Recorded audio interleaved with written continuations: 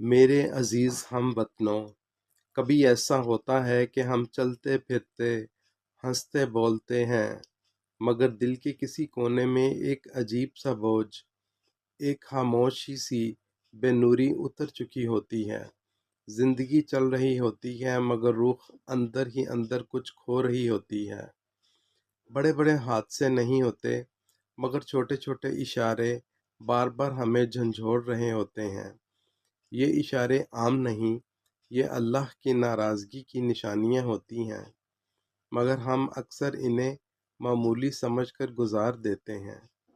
آئیے آج خود کو پرکھتے ہیں اور دیکھتے ہیں، کہیں یہ نشانیاں ہماری زندگی میں تو نہیں، کیونکہ جب اللہ ناراض ہو جائے، انسان کا سب سے بڑا نقصان یہ ہے کہ اسے اپنا نقصان نظر آنا بند ہو جاتا ہے۔ نشانیاں سمجھنے کے لیے توجہ سے سنیں۔ ایک، جب اللہ ناراض ہوتا ہے سب سے پہلے نماز کی توفیق چھین لیتا ہے۔ دل بے چین رہتا ہے مگر سجدہ نصیب نہیں ہوتا۔ نمبر دو، انسان آہستہ آہستہ حرام تعلقات اور غلط راستوں میں پھسلنے لگتا ہے۔ جو چیز کبھی گناہ لگتی تھی وہ اب معمول محسوس ہوتی ہے۔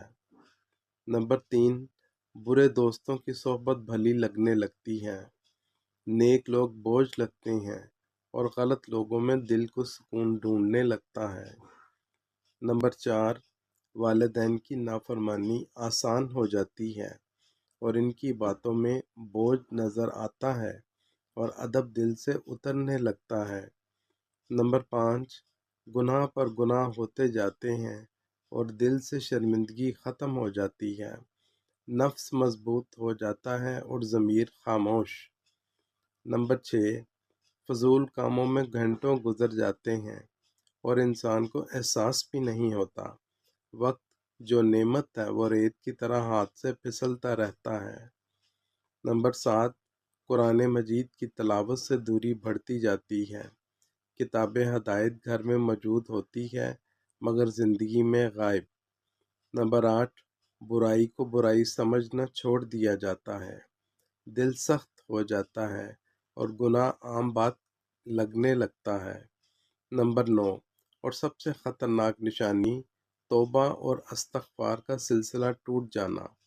انسان سمجھتا ہے کہ سب ٹھیک ہے، جبکہ حقیقت میں وہ دور جا چکا ہوتا ہے۔ میرے عزیزو، اگر ان میں سے کوئی نشانی آپ کی زندگی میں موجود ہے تو یہ ڈرنے کی نہیں، جاگنے کی علامت ہے۔